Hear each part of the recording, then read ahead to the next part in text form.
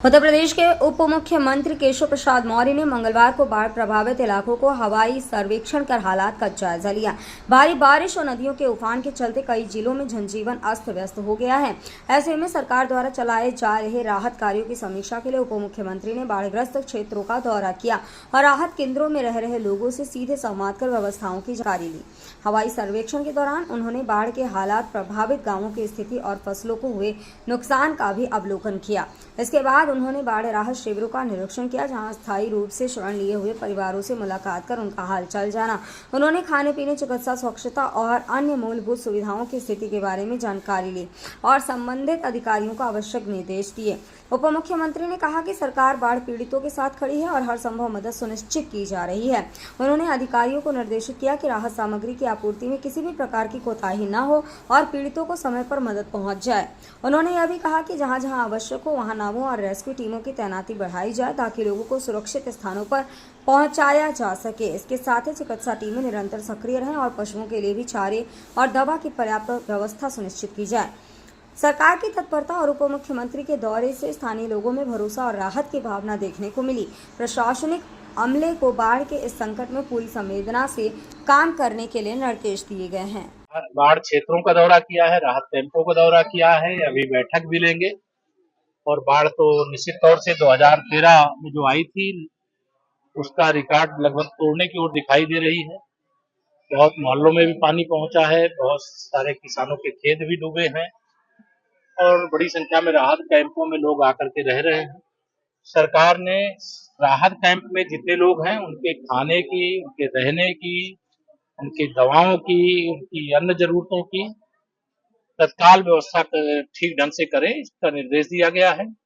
और जो बाढ़ पीड़ित हैं उनको आश्वस्त करना चाहते हैं कि सरकार उनके साथ खड़ी है और उनकी हर समस्या को सरकार देख रही है और जिनका कोई नुकसान होगा बाढ़ खत्म होने के बाद उसका भी आकलन किया जाएगा और उसकी क्षतिपूर्ति भी जो हो सकती जो किया जाएगा।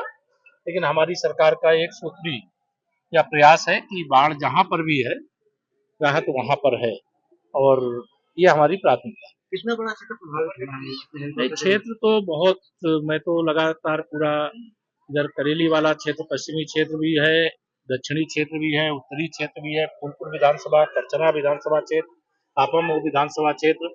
अभी प्रयागराज के दृष्टिकोण से मैं कहूँ तो यह सारा इलाका बहुत प्रभावित है। कई क्षेत्र तो टापू की जैसी स्थिति में आ गए और सभी जगह लगभग राहत पहुंचाने के लिए नावों का भी प्रबंध है, राहत सामग्री का भी प्रबंध है और सभी जरूरी कदम उठाने होंगे। बाढ़ को लेकर के अखिलेश यादव एक ट्वीट कर रहे हैं लगातार। देखिए, श्री अखिलेश यादव जी मतलब कहीं एक नादान बच्चे की तरह लगते हैं जब वो ट्वीट करते हैं।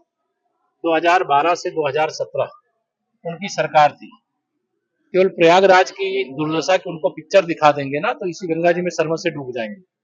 उनको ये नहीं संकोच लगता है कि प्राकृतिक आपदा ये कोई सरकार की बस की बात नहीं होती है, लेकिन सरकार राहत के लिए मतलब पीड़ित लोगों के साथ खड़ी, कंधे से कंधा मिलाकर के। भारतीय जनता पार्टी का हर कार्यकर्ता सेवा में लगा हुआ, लेकिन समाजवादी पार्टी चूंकि गुंडों, अपराधियों, माफियाओं, दंगाइयों की, भ्रष्टाचारियों की पार्टी है।